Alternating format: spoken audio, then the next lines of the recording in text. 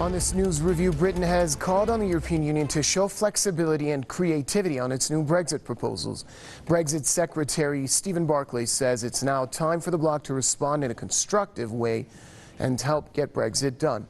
He made the comments following Prime Minister Boris Johnson's last-ditch offer of striking a deal over the Irish border. They also come as a replacement to the contentious backstop plan, with no checks at or near the border in Northern Ireland under any circumstances. The EU says that it will objectively examine new UK proposals on Brexit, but said there are still some problematic points. Ireland says the new proposals will not provide the basis for a deal with Brussels. Joining us on this edition of the News Review, we have Press TV's Jerome Hughes, who's with us from Brussels. Also joining us from the British capital, London, we have publisher and editor of Politics First, Mr. Marcus Papadopoulos. Gentlemen, welcome to the program. Let's start off with Jerome in Brussels. Jerome, Europeans have stated that advances were made, but problems still remain. What problems? I think the reception wasn't very warm indeed. When we heard last night from Guy Verhofstadt, who represents the European Parliament in this process, he wasn't very overly optimistic. Same can be said about Michel Barnier, who's the EU's chief negotiator. I think we'll have a clear position, though, of the EU's exact policy or exact reaction following the daily midday media briefing, which is taking place just as I speak behind me in the European Commission. So we're going to get the official position of the EU because they now have had time to go through these proposals. But I think there's a theory that these proposals from Johnson are designed to fail. And there's an idea that, in fact, what he's really doing is looking forward or looking towards an election in the UK, that perhaps, you know, he will continue with this mantra about the UK will leave deal or no deal, even though that goes against a law that was passed in the UK Parliament, the fact of a no deal scenario, and that he will keep saying that, but that in fact in 2 weeks' time, in the building just across the road from me here behind the camera in the European Council, when the EU leaders meet, that at that point he may actually request a delay to Brexit. And of course, they said they will only do that for a good reason, and a very good reason for them is to avoid no deal. So there's a likelihood that that would happen. And then immediately after that, he calls a general election. And if he does well in that election, which is a good possibility, because he's been so hardline in terms of being a hardline Brexiteer, well, then the EU might look at the numbers in the UK Parliament. They might see he's in a stronger position. They might be more willing to compromise, and he might be in a better position to compromise as well, because he might not need the backing of the Democratic Unionist Party in Northern Ireland.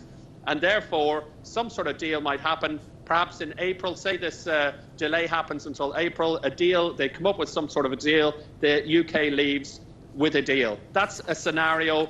The other scenario, of course, is no deal. And a crashing out on the 31st of October, which could be disastrous economically and politically and so on.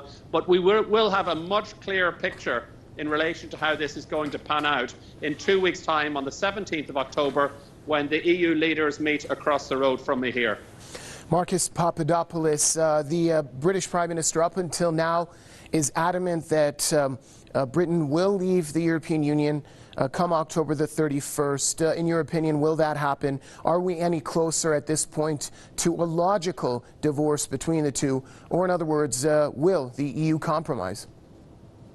Well, what an astonishing turnaround for Boris Johnson. Last week, the Supreme Court ruled that Mr. Johnson's suspension of Parliament was unlawful. 1 week on, Boris Johnson may be on the verge of bringing about a decisive turning point in the Brexit conundrum. And one is not surprised by that. One can have serious reservations about Mr. Johnson as a journalist, about Mr. Johnson as a husband or a partner, but one does not have serious reservations about Mr. Johnson's resolve to succeed in politics and his resolve to deliver Brexit.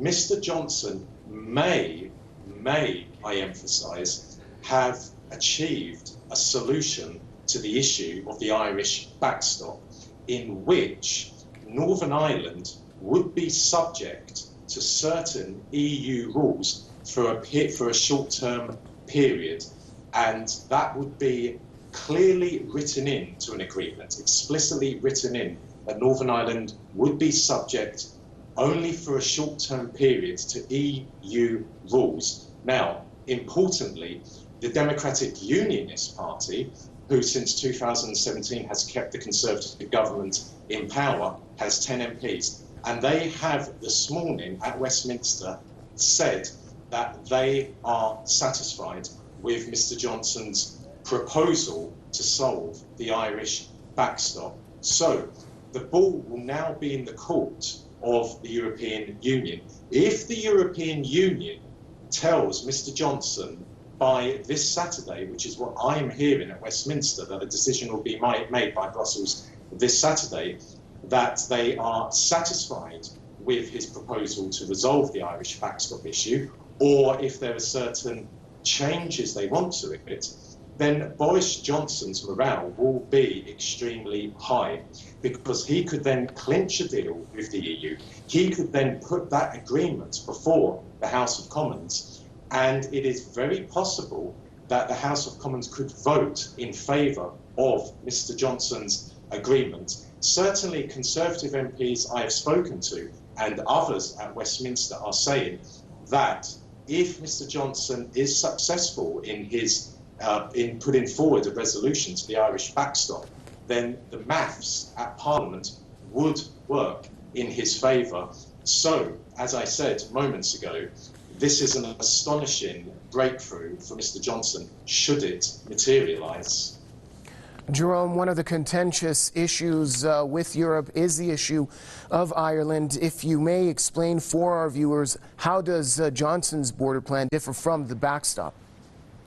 Well, I think what's very interesting, in fact, is how does it compare with the contingency plans that the Irish government has drawn up in the case of a no deal? And actually, his proposals aren't that far removed from the contingency plans for a no deal drawn up by the Irish government. I think it's important to remind our viewers, which they may not get reminded very often, is that, you know, even say, for example, Johnson's proposals are accepted in some form or another, they won't actually come into place.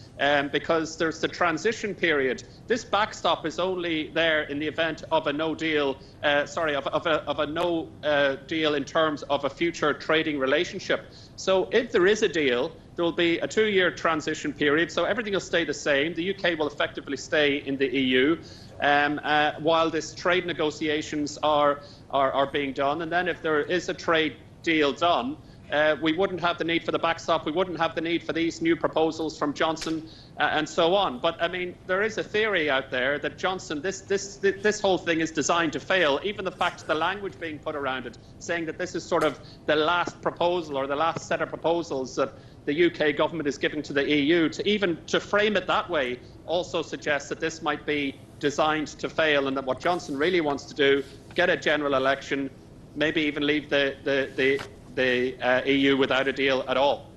Thank you, gentlemen. Jerome Hughes, our correspondent, joining us from Brussels. Also thanks to Marcus Papadopoulos, publisher and editor of Politics First, joining us from London. And with that, it brings us to an end here on this edition of the News Review. Do stay tuned, though. There's plenty more to come here on Press TV.